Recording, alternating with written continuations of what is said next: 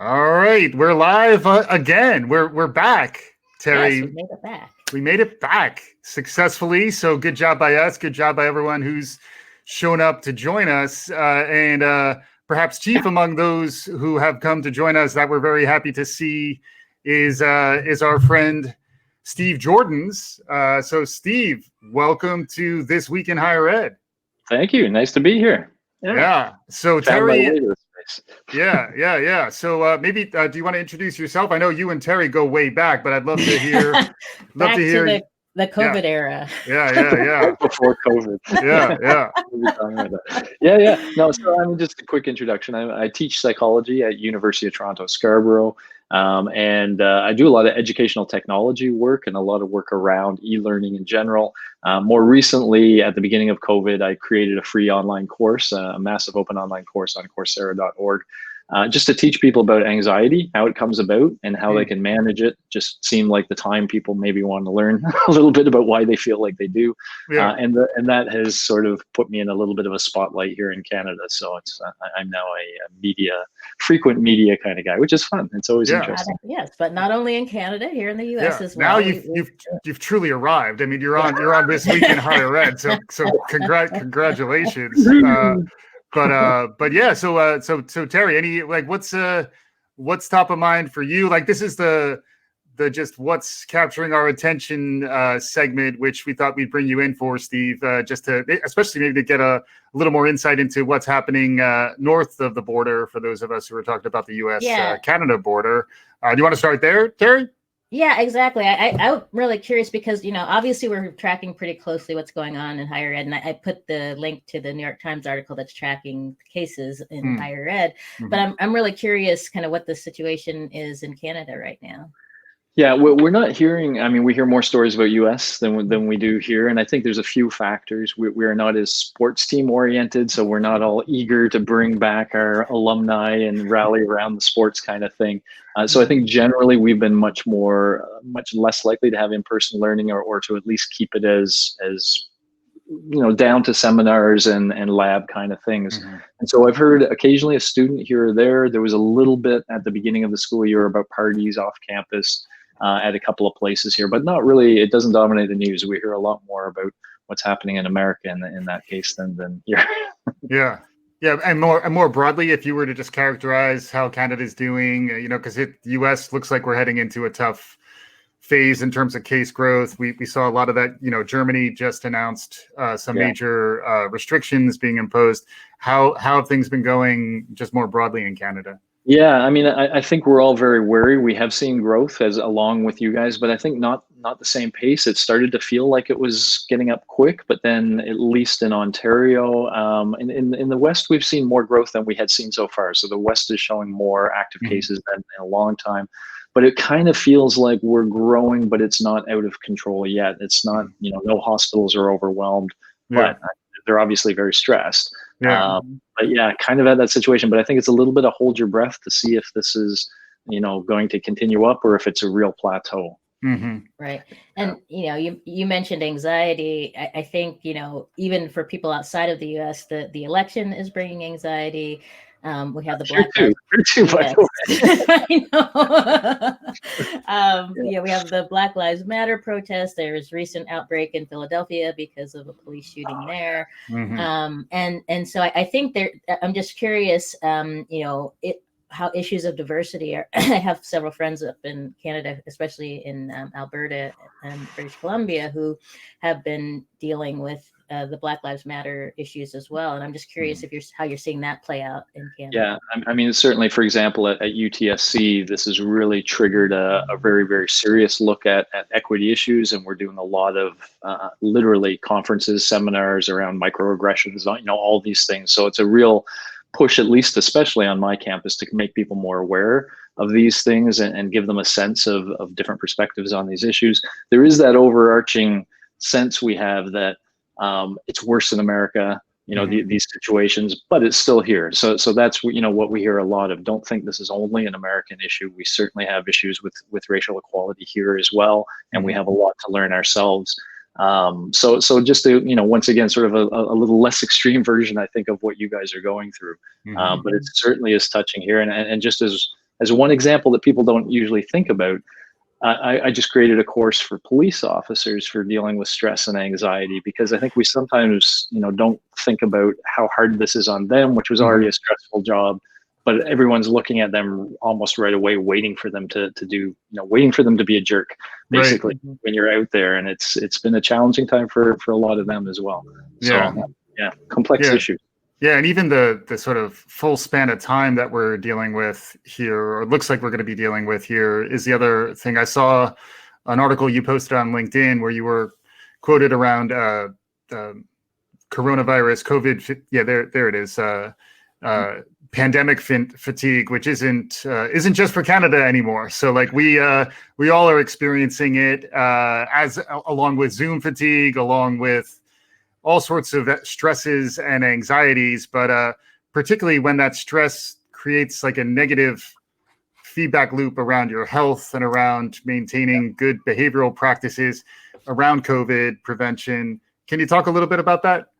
Yeah, I mean, that's really a core message to get out of here, is that anxiety, when we feel anxiety, it's supposed to be a short-term thing. It's supposed to be like a predator emerge from the bushes, and we're either going to fight it or we're going to run away from it, and then it goes and we get a break from it. We've had chronic levels of stress and anxiety since March, literally all of us. And that puts cortisol in our body, which actually suppresses the function of our immune system. It makes us more susceptible to like a virus. So it's very, very important that people get a break from their anxiety every now and then. And the message I want to always give out there is that's doable. And it's doable sometimes in very simple, easy ways, like just basics, like getting good sleep and eating well and exercising regularly. But even other things like learning those things in your life that take your mind away from COVID. For me now, I can write songs using GarageBand, and I go to the basement with my guitars and my little ideas in my head, and for an hour or 2 hours, COVID is gone. Right. For me, that's a medicine. And we all have our things, but figure out what your things are and realize that they're medicine, and use them, schedule them in your day, give yourself a break from the anxiety every now and then. Really, really very important. Yeah. And for you, it's medicine. For me, I'm thinking it's a segment idea. I'm ready to cut to your basement with you playing the COVID blues, but we'll have a video I could share here. Nice.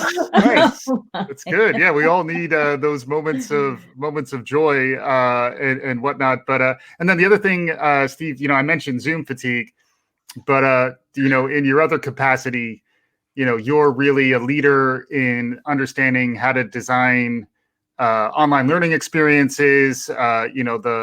The teaching and learning groups, they go by different centers for teachers and learning, whatever they're called, are really in some ways some of the unsung heroes of the pandemic response thus far. But we'd love to hear more from, thank you for your service, and thanks everybody who's doing that type of work. But I'd love to hear you talk more about what it's been like. You're kind of the busiest man in educational technology in some ways, but we'd love to hear a little more from you.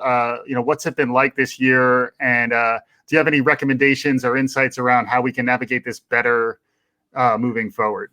Yeah. No, I mean, it's been absolutely a breathtaking year, and it is true that our centers of teaching and learning have been forced really to step up in a huge, powerful way, and to do what they've been doing in a small scale suddenly on a very large scale. And it's amazing how far they've gone.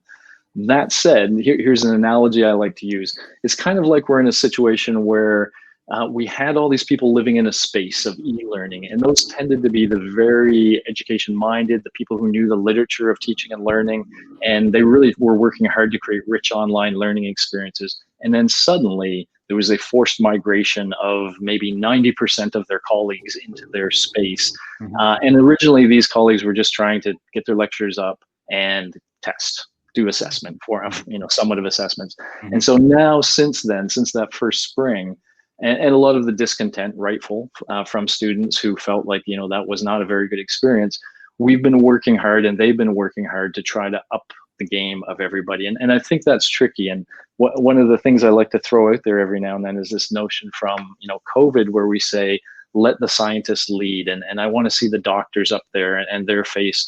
In higher ed, the scientists of learning, the scientists of what we do, are those people in our teaching and learning centers. And I would love to see one or two of them at the side of a president when a president's talking about how they're meeting the e-learning challenges. I think these people, we should be letting our scientists lead, and giving them a strong voice as we all, try to figure out what this future of e-learning will look like. But I think it's full of promise is one thing to say. It started tricky, but e-learning has a lot of valuable potential. Let me give one that I know Terri is very focused on, which is ensuring a fair and equitable experience for all. There are technologies, including one that I've co-developed, where all the student work is anonymous, and they do things like peer assess each other's work, and then they learn from feedback they receive. But this is all done in an anonymous way where somebody does not know the gender of the person they're interacting with or the cultural background of the person they're interacting with. All they know is their work. And that's the kind of potential e-learning can bring, where we can immediately just make biases impossible, rather than trying to control, which isn't the best. Obviously, we would love to have people have no biases to begin with, but they do. And if we can, bring them out of our education system, that's one potential that e-learning can deliver on, I think. Yeah, I think that's really great. And, you mentioned centers for teaching and learning. The big institutions tend to have those, but I think where the struggle has been is for the smaller institutions, small private institutions. I mean, that's one of the reasons we created Brighter Higher Ed, aka the Center for Higher Education Leadership, is to help spread, so you don't have to have a Center for Teaching and Learning on every campus here, or professional development on every campus. We can do it on scale. And so I've seen a lot of different organizations and folks offering their services in terms of helping faculty with online learning. And, I think that's something that we should probably be doing some quality control around. Yes. But I'm curious if you have any thoughts on, are there some good things out there that people are offering? Yeah, I think the first thing I would say is it's really important that we be evidence-based. So just as, before we get into specifics, I think a logic I really like is to start by, this is just backward course design in a way, but it's at an institutional level. What are the goals of your institution? What do you hope that students will graduate with? And I'll throw in a sort of pet thing of mine there. Yes, there's all the knowledge they'll gain, but I think we really formally need to think about the skills, the so-called transversal skills like critical thinking, creative thinking. So we hope our students graduate with these skills as well. And so then when we look at e-learning approaches, we should look at them specifically about how will you help us reach these goals? And I think we should become very open to pitches, but also very specific about what we want. So it would be, this is what we're interested in. When you come pitch, you tell me how your approach will help us reach these goals. And please, if you have some science to back that up, that's going to impress us even more. And so, rather than us being the scouring person that finds all these things, I would love to see some almost sort of public area where people can pitch their approaches but in a very clear way that connects with what our priorities are, and then we can evaluate them.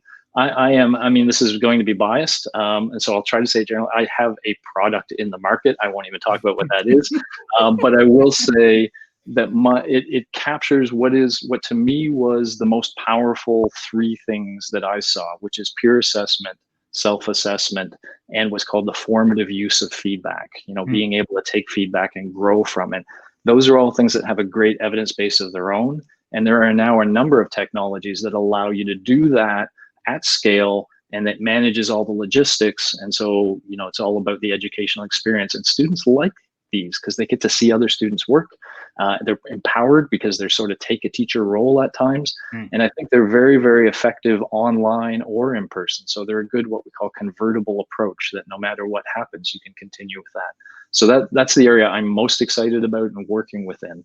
But there's a lot of cool technologies out there. Yeah. And also cool pedagogies too, because I think what you're just describing around getting good at giving and receiving feedback is something we all need. We need practice at it. Practice? Talk to me about practice. So we're talking about practice, but I think also there are tips and techniques, I think, that help with the more social emotional aspects of this stuff, which I think also connects to that broad sense of fatigue and stress that we're all under. So really from both of you, I'd love to get some perspective. I'm going to try not to sing Whitney. I like to sing. I get socio-emotional, baby. There you go. I try not to do it, but I couldn't resist.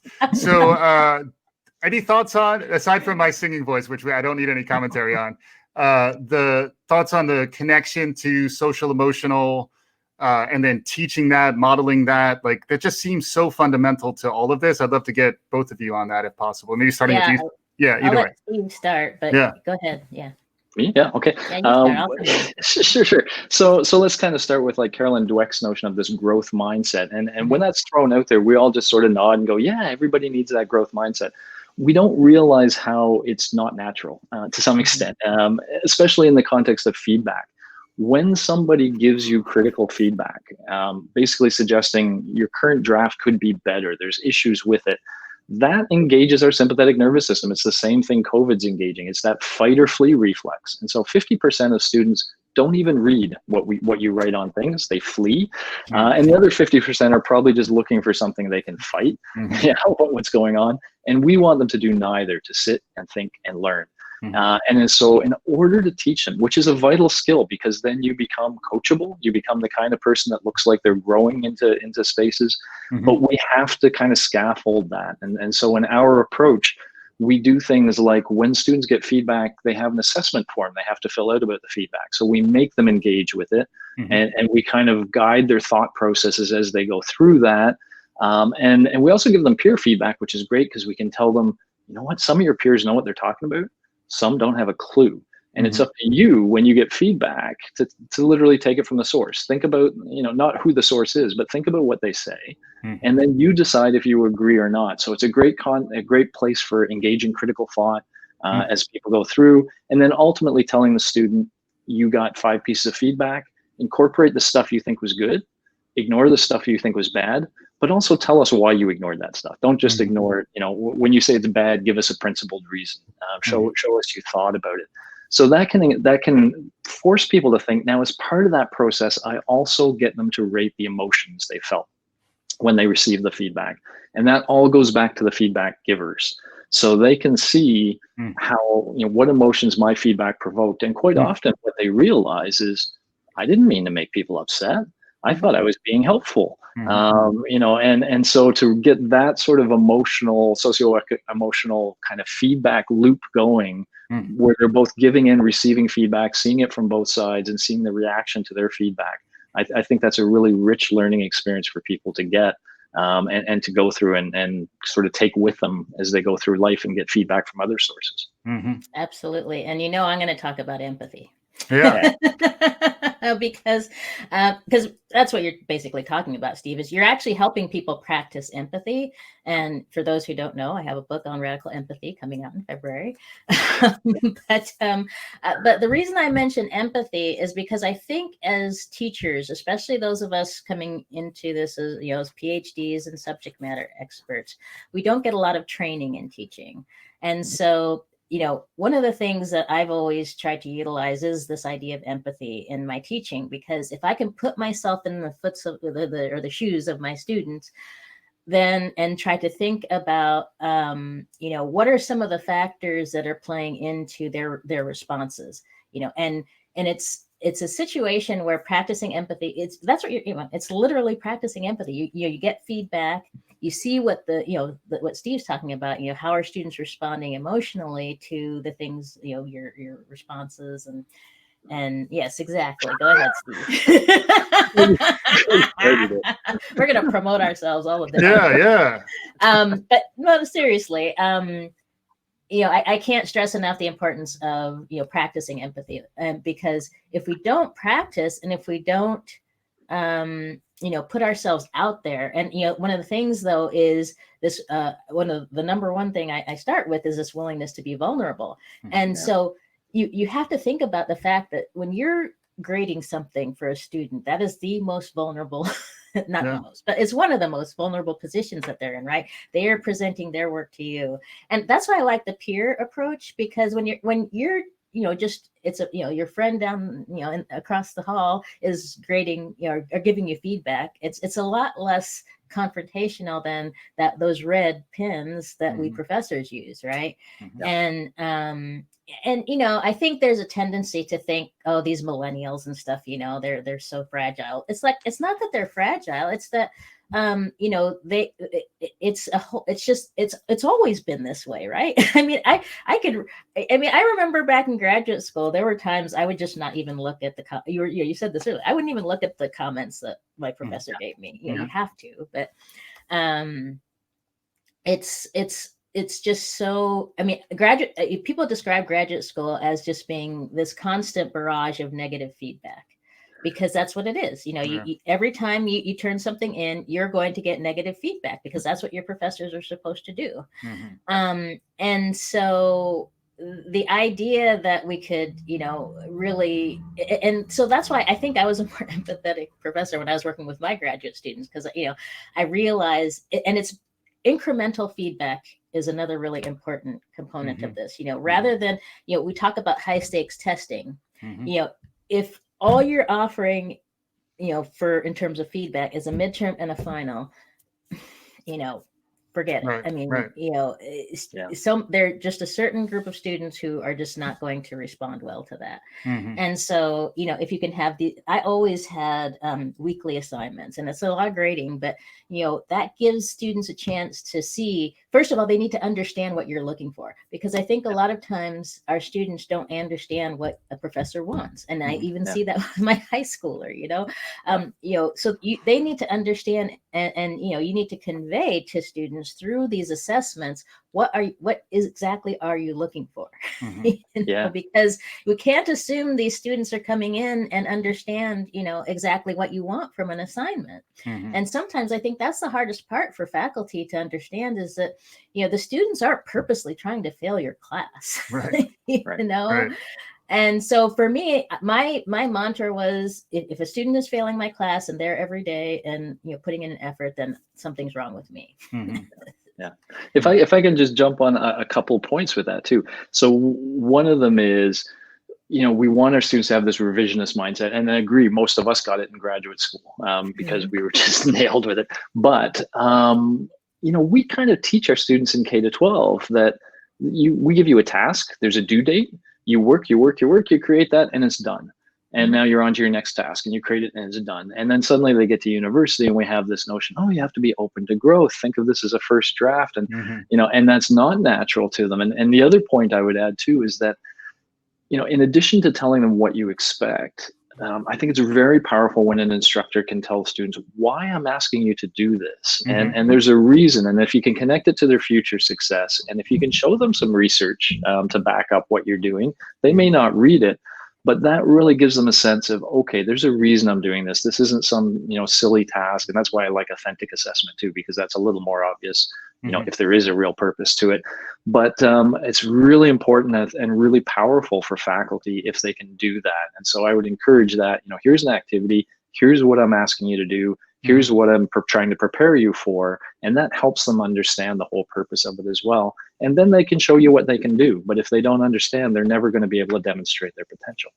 Yeah, and just to piggyback on that a little bit, Steve, the idea of formative versus summative assessments is something those, you know, inside assessment and inside maybe Centers for Teaching and Learning understand, that doesn't always translate outward. And I think people tend to drop it a bit as a buzzword and not necessarily understand it with some depth. So since we have access to you as an expert on this, I'd love to get a little more of your perspective on the differences, and in particular, some of the potential upside around thinking in a more formative rather than a summative way.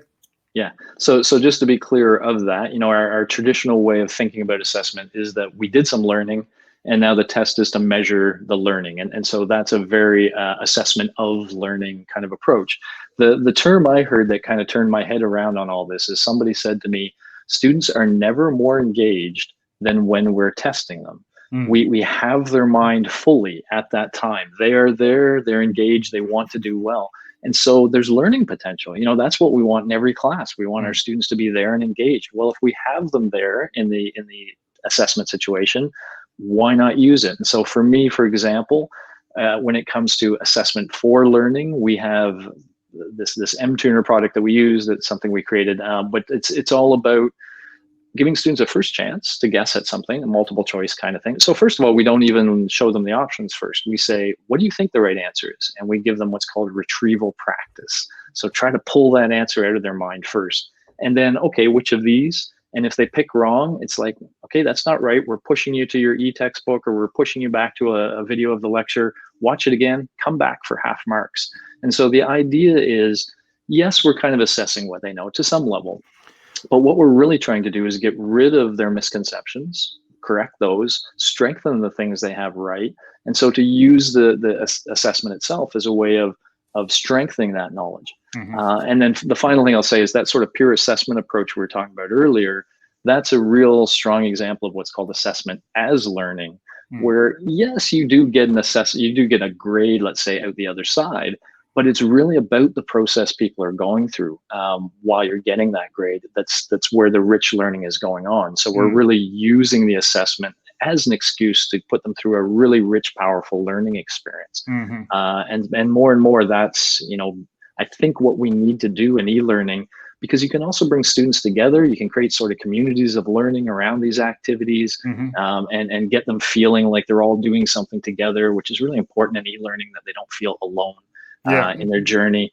And so I think assessment would be the one, like if I were new to the space, if I were one of the people that just said, okay, I worried about my final exams and my lectures, I think that's what I would be mining now is, well, what could I be doing with my activities that could make them richer as well? And there's a lot out there. I love the peer-to-peer angle is really interesting. I'd love to hear more about whether you've seen any changes in terms of what people are seeking out in light of the pandemic response and the fact that more stuff has gone online. And then Terri, just to kind of maybe round that out, we're talking about empathy. I was thinking about how empathy might be related to burnout. So I think maybe they're separate topics, but I definitely want to make sure I heard more from both of you on both those things. Yeah. And if I can add on to that, because I was thinking how these are connected, because as I was listening to Steve talk, I was like, oh my God, if I was teaching right now, I would listen to what Steve's saying and start to feel overwhelmed. I'm like, oh my God, I got to be thinking about this and this and this and this. I think there's so yes, we want to do all these things, but what I was thinking about as you were talking is how do we, and you sort of did this, right? How do we prioritize? And I guess we still have to think of ourselves as kind of being in we are in an emergency situation. It's not like we had years, and obviously online learning has been going on for years, but like you were saying at the beginning, we have all these people who weren't online migrating in, and then the people who are already online, some of them are feeling stressed out and burned out because they're having to help these people who are coming from the face-to-face world. And so it's like this big collision of, oh my God, these people are stressed out because they have to come online. Oh my God, these people are stressed out because they're having to help the people who are coming online. I mean, how do we prioritize in that context? And there's a sort of social discomfort that often is left unspoken, but I will speak it now. It causes people discomfort. We are professors. Our craft, part of our craft is supposed to be teaching. Part is research. The research part we really learned in grad school. They taught us all the skills and theory and approaches and how to do research right. The teaching part, they kind of said, well, you guys have seen it. Just go do it. And so when you suddenly start saying formative versus summative assessment to someone who's supposed to be a professional, who is a professional teacher, but you're talking to them about terms that you would think a professional in that world should know, and they don't. And now there's this feeling like, oh my goodness. And so maybe a desire not to ask questions. So I think, Terry's right. We have to be very careful not to overwhelm, very careful to prioritize, and kind of say, okay, let's just learn a little bit at a time, and let's take you by the hand without treating you like a child. So there's this weird condition where you have grown-up professionals that have to learn sort of the theory and stuff of the craft almost anew. And so I think that's you need a lot of empathy. I think if you're one of these leaders, you need to understand where they're coming from. There has to be very little judgment involved. It's just about helping you kind of up your game. And there's I don't know where this figure came from, to be honest. I was talking to another teaching and learning director, but she said it takes 3 years to fully develop an online course. Yeah. In my experience, that feels right. You kind of get the bones and then you start adding. And I think we need an acceptance of that too. We don't have to, we can't expect our faculty to be game ready in January. You've had a year, let's go. It may take a while. There may be multiple iterations before they really kind of get their online groove going. And we just have to try to support that as a sort of slow migration. It's tough on the students because they have to ride this out with us. Right. But that's the right way to get there, I think, which almost feels like COVID once again. It takes a while to get to where we want to get, but we got to do it in a programmatic right way if we want to get there. Yeah. Well, and I think what we're seeing now with COVID, Europe is, unfortunately, on a hockey exponentially growing. We're probably why always a hockey stick? Don't pick on us Canadian. Why don't we just call it exponent? Hey, exponential, fine. But we're seeing. I think the U.S. is only a month or two behind that, right? Yeah. That's been the trend, right? And actually, we're usually our trend is a lot higher. So the reality is, we're looking at a spring semester where it's very likely we're going to be in the same modalities we are now, or even less face-to-face. I think that there's a lot of faculty out there right now who are and I want to pull back the diversity component too, because it's this multi-layered stress cake of and as you talk about, I want to step back and talk about leadership a bit, because you mentioned that, and I think that I talk a lot about inclusive leaders, and but we have to think about the pressures that leadership have. I've been a provost. I know what it's like to be in a situation when you're struggling financially and you're trying to deal with faculty and you're trying to deal with students and parents and all of these different things. And so the stress level, if faculty and students thinks the stress levels are bad, try being a president or provost of a small private college in the Midwest who is trying to figure out how they're going to get through the spring semester without any students in residence. But in any case, so I think, what I'm trying to say is, there's these broader pressures that are impacting higher ed, right? So in a sense, it's like, how can we pour money into online when we're just trying to keep our head above water? And then on top of it, our students are demanding that we, focus on Black Lives Matter and provide more resources to them. And these things are necessary. It's not like this is just stuff that is, nice to have. So again, I know priorities come into play, but in terms of just our internal, wellness types of things, I think that we need to put some structure to this. Does that make sense? Yeah, structure and breaks at some level. I know a lot of people have been going literally since March, and I know we can't really vacation in the way we used to vacation, and it might even seem criminal to vacation at some level when there's so much to do, but there's been so much to do for so long. I think we do need to find a way to give people breaks either at work. I would encourage a lot of people to look into something called guided relaxation. Just Google it. You'll find all sorts of things. Spend 15 minutes a day with your headphones on, lying down and letting somebody walk you through one of these relaxation exercises.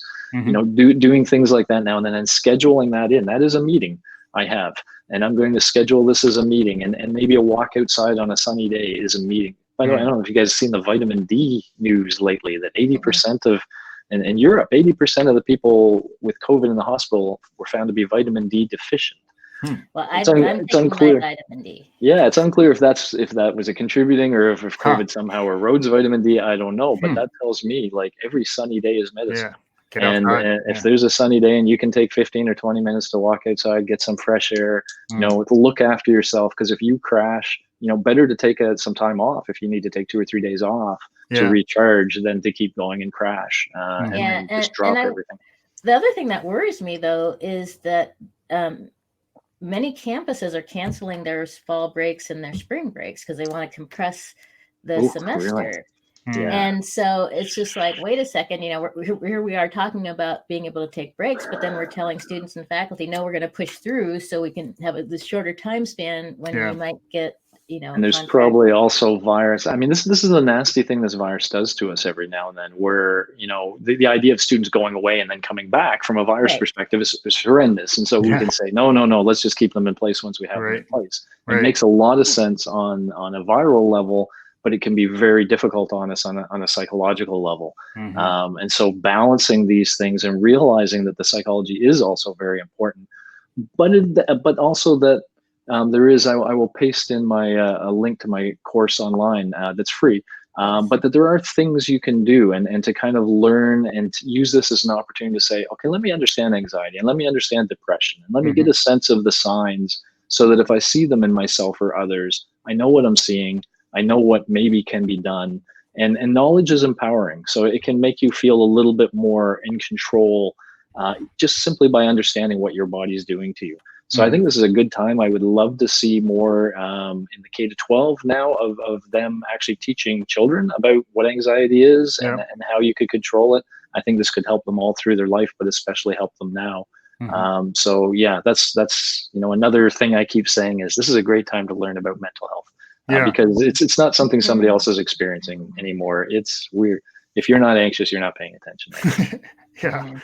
Well, and then it's a great time to learn about mental health. It's also a great time to learn about learning science, instructional design, e-learning.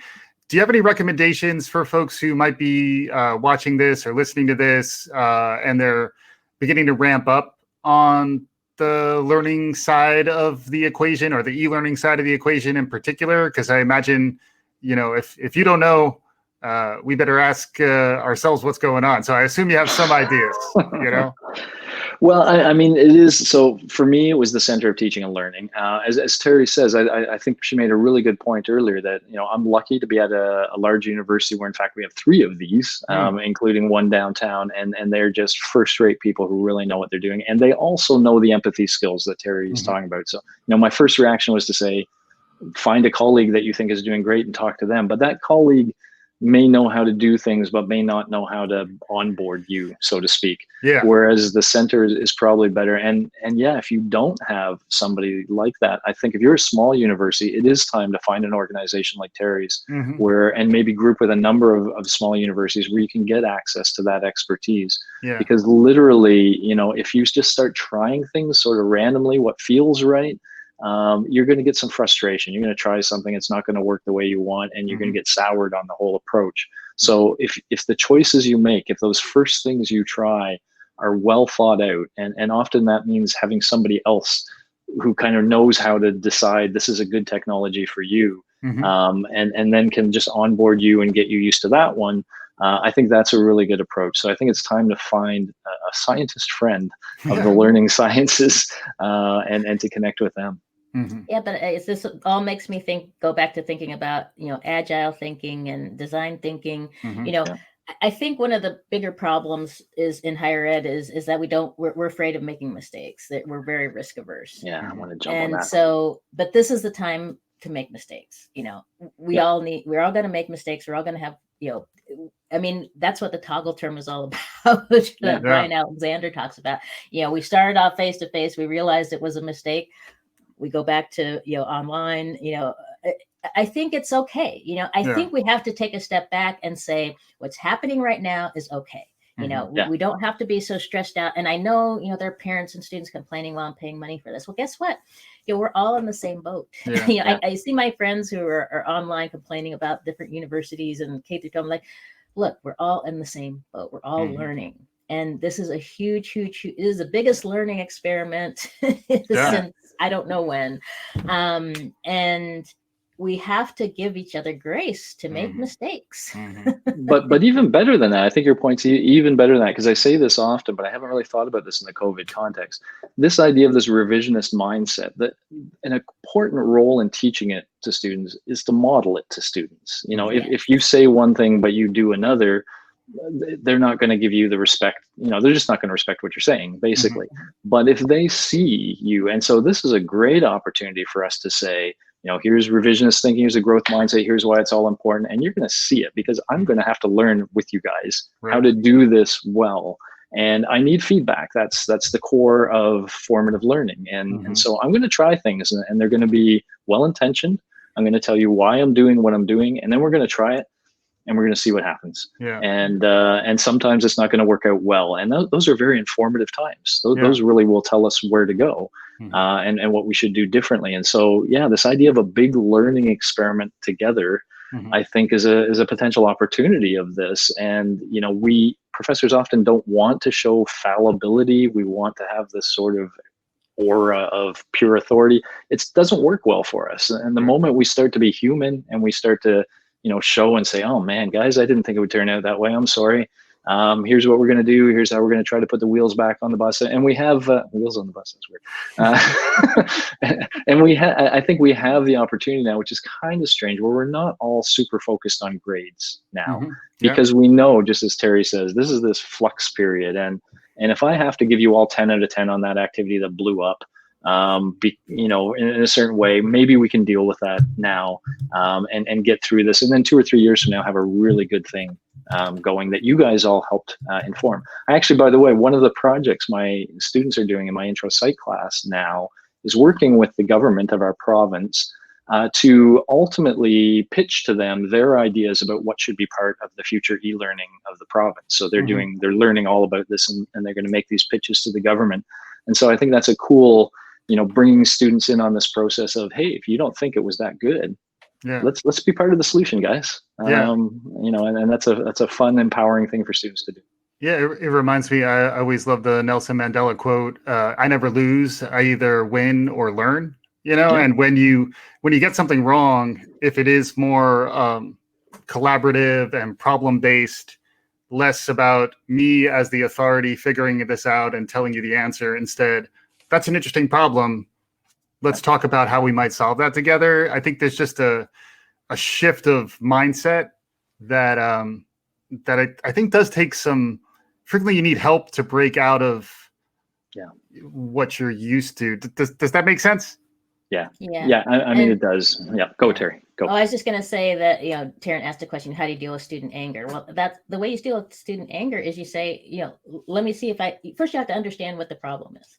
Because sometimes the student's angry, not because of something you did, they're just angry. Yeah. And that brings me back to, when you think about all the pressures on students and everything, a lot of times they get angry because they're frustrated. So, my approach is, please help me understand why the first question I will ask is, please help me understand why you're angry. Right. Because they may not understand why they're angry. And that's something really critical. I think, Steve, you can even expound on this. It's really critical to understand that a lot of times people are responding not to what just happened, but to the multi-layer, I have to remind my husband of this all the time. It's like, honey, I'm not really mad at you. I'm mad at everything else that's going on. And you're the person who's handy right now. Who didn't put this glass away. Whatever it may be. I think that's absolutely right. And I think her suggestion is absolutely right. So I talk about that a little bit, that there's all these techniques to get your own anxiety level a little under control. But when it's somebody else's anxiety level where you feel it's out of control, the single best thing you can do is shut up and listen, and literally ask them, show them you want to understand. So I really need to understand if I'm going to respond to you correctly. So let's really get to the bottom of how you're feeling and why you're feeling that, what role my institution might have played, and go from there. And then what you do sometimes find is, just as Terri is saying, it's really, all this emotion that we're all feeling. Our fight and flee system is right there. That's our more primitive limbic system that's kind of at the fore, and it can just lash out when it finds an opportunity. And then when you challenge that person to kind of unpack, first of all, you're asking them to use their frontal lobes. So you need your frontal lobes to do that. So you're kind of doing the opposite of what COVID's doing to them. And then that'll calm them down. And as they start to think it through, they might realize, okay, this is really your part of what's going on right now. And this does frustrate me a little bit, but maybe I'm overreacting a little bit. And maybe you can even talk about that part. Maybe you can still say, well, perhaps, but let's think about that part. Maybe we could have done something different or better. And so that idea of listening and showing a willingness to at least consider changing your behavior is very powerful. People want to be heard when they're feeling that way. And so just being willing to listen is very, very powerful. Another just quick to mention to ask is just teaching online. How do you get access to the emotional cues, really from both your perspectives, but like there's a lot of talk about whether, I've actually seen people say that they want to require their students to be on camera. And understand, like, again, from the empathy perspective, you understand why you would want that to be the case. But then also, Terri's point about grace is I think spot on too. Like, you don't always know why someone is not on camera. Yep. So I'd love to hear from both your perspectives, just like how things are changed, particularly Steve, as someone who's been expert in e-learning, like, are there ways to pick up on those subtler feedback signals once you move online? And also I'd be concerned with the move online, who are we losing so that we're not even getting access to their feedback? But any perspective on that, I think would be really interesting. Yeah. So one of the, I'm always a future skills kind of guy is sort of my go in mindset for a lot of things. So when I was horrified, actually, to be honest, when we started doing online office hours and it was just those little characters with names underneath them. I saw a sea of those. And I was like, oh, come on, guys. But it took me a little while to kind of understand it. And there's a million reasons why somebody might not want to be on camera, but I think a prime reason is they are used to living a life of distraction, of half attending. So if they can attend office hours and have it on, but be doing whatever, but they don't want to be seen doing whatever, etc. And so what I say to them is, I take it more as an opportunity. I say, you've paid tuition to go to university, and we're giving you opportunities to learn and grow in various ways. And in online office hours, you are getting an opportunity to do real-time human-to-human interaction, which includes the nonverbals. You guys probably see my hands floating around here every now and then. Yeah, I do a lot of that. Even though I'm Dutch, not Italian, people keep me to that. I know. But all of these and laughing at the right time and all of this kind of stuff, this is what our world is now, right? This is the virtual world. This is how a lot of students are interviewed.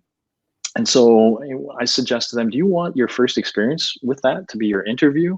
You've got all these weekly opportunities. Twice a week, you can come hang out with me.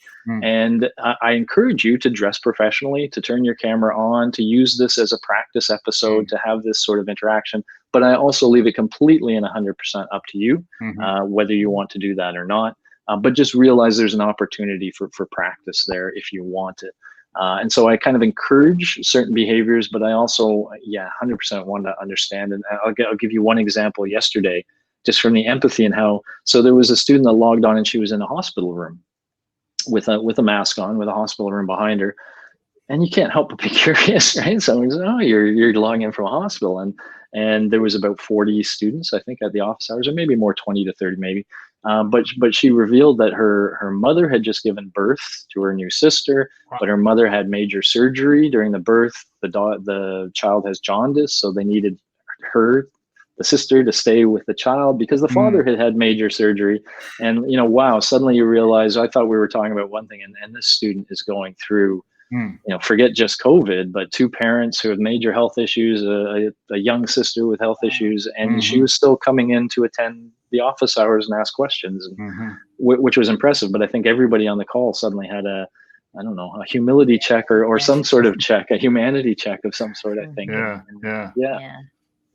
No, that's an incredible story. And, I think that's something that we're all trying to juggle all these different inputs. We know that our students are dealing with COVID. We know that our faculty are dealing with COVID. We know that there's issues for our faculty and students of color. We know there's issues. So anyway, I mean, again, it's a pile on, but I guess, when I think about empathy and practicing it and so on, I think that you're right. I think the modeling is really critical. And so that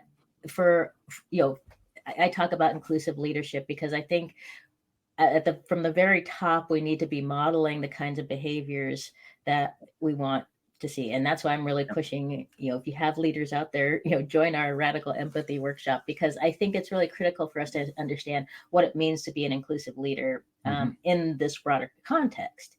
And so from a leadership perspective, I think we need to, give our faculty some support and guidelines around these things. I mean, there's some of that going on, but I think we're still in the development phases of how do we structure these things so that, if the student isn't, on the video, how do we assess what's going on with them? Maybe there's, chat things we can do. I mean, I think there's a lot of different things, and we need to provide the tools to help the faculty do that.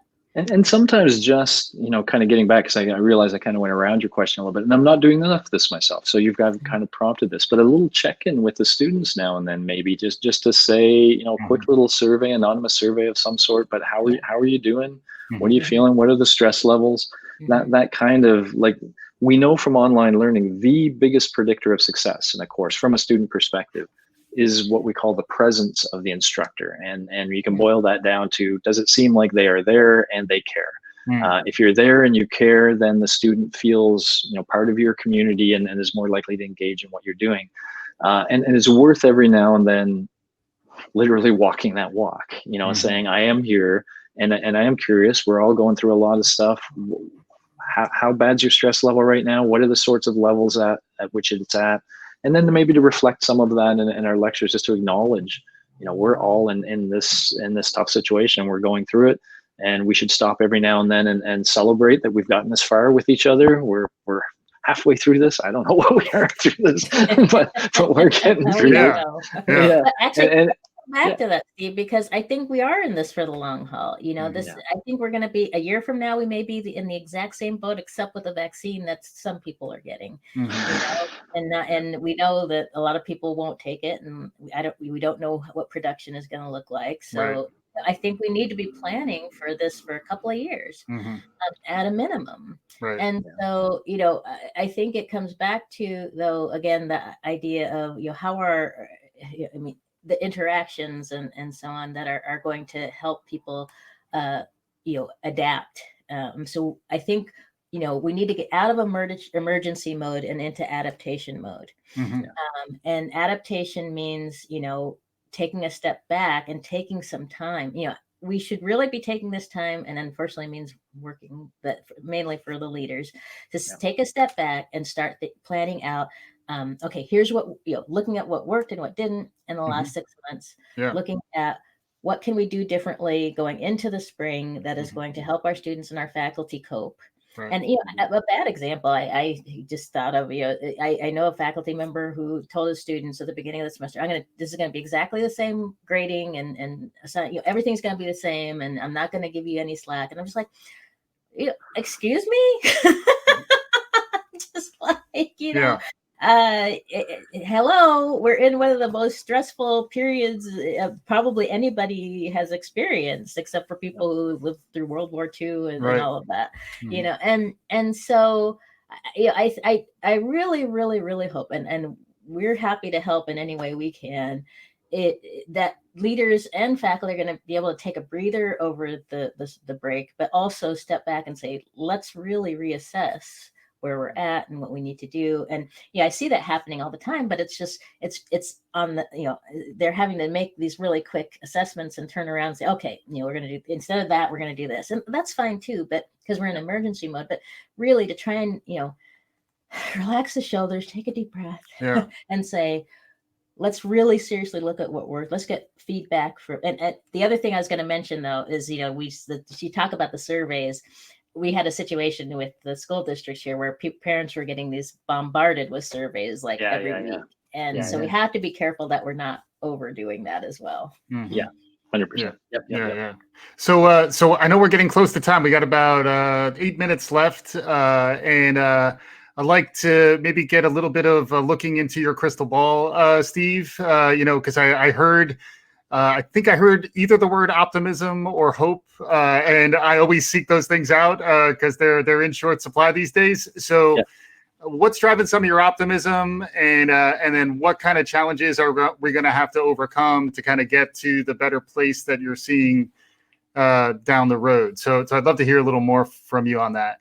Yeah, well, I mean, pre-COVID, I was one of these people saying, the education system has to kind of rejig and retool, and we have to focus more on skills and skills development, take much more formal approaches to developing and measuring them, making that part of, and so suddenly, I think of the $6 Million Man where, he crashes and they say, but we can build him better than he was before. Yeah. There's a big part of me that thinks, we've gotten hit hard. And it's affecting us, and it's affecting our students, it's affecting our leaders, but it is an opportunity. It's an opportunity to really reimagine who we want to be for the future university system. And our tradition has been so heavy on us. It's almost like we're the Catholic Church carrying all this weight of previous decades. And it's kind of like that weight has been shed. And so I think there is opportunity in this moment for a lot of, I think already a lot of instructors are much more open to new ideas and new innovation than they were pre-COVID, partly because they have to be, but that's okay. I think a lot more leaders now see this as going to be a bigger part of their university going forward. They're going to want to have a really strong online learning potential going forward. And so I do see great opportunity. I think there's been a lot of great people doing a lot of great work in that area for well over a decade now.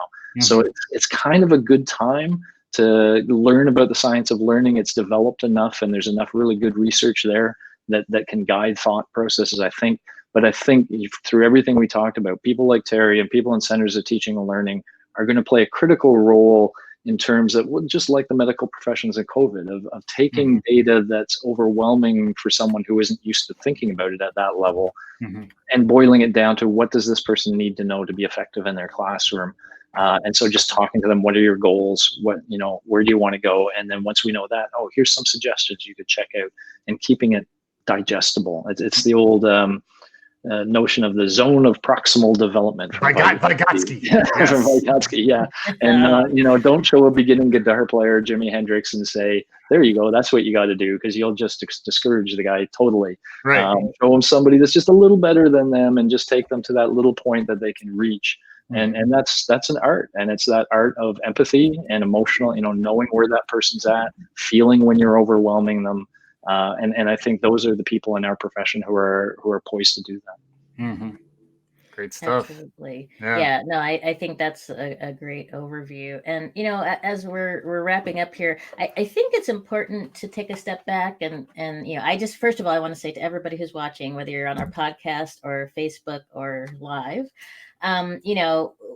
we are thinking of you, and we hope you're doing well, and that, but there's a lot of challenges ahead, and so this is why we're here. We are here please feel free to ask us questions, send us questions, and we're going to be here weekly for up to the holidays. And if you have thoughts or ideas about topics or issues you want us to check in on next week, we are very excited because we have Brandon Bastide coming to talk about the future of higher education. And this gets into exactly what we've been talking about, is that what are those next steps? What is that transition going? We're in the transition. It's hard to know what the transition is going to look like when you're right in the middle of it. But I think what I would love to see is for us to be more intentional about the direction we're heading. And I think that's really critical going into, the holidays, as people have a break from teaching and so on, is intentionality. How do we want to go into the spring semester? How do we want to go into the next year? What do we want our students to be learning? And how can we adjust our learning so that students are really getting something, what they really need out of it? And but we have to we have to be able to say what that is. Yeah, we almost need like a Manhattan Project around e-learning or education more generally, and we're at this critical point where we have an enemy in our midst, and how can we tackle that enemy? Yeah. I mean, you were talking a bit about that, Steve, too. Like, just like the coronavirus briefings, like if there was a similar level of attention to the reimagination of learning, and we're getting access to experts who can help walk us through and give us courage and give us some vision. It does seem like Terri talked a lot about leadership. It does seem like huge leadership opportunities really up and down throughout the ecosystem, whether you're working in a center for teacher and learning, you're an instructor, an adjunct, you're a provost, you're a dean. We need to rely on each other to sort of get that motivation to get back in there, not burn out, but some huge opportunities on the horizon. Final thoughts. We have 3 minutes. We got to chuck 2.5 minutes worth of amazing content into the tail end here. So any parting thoughts? High pressure.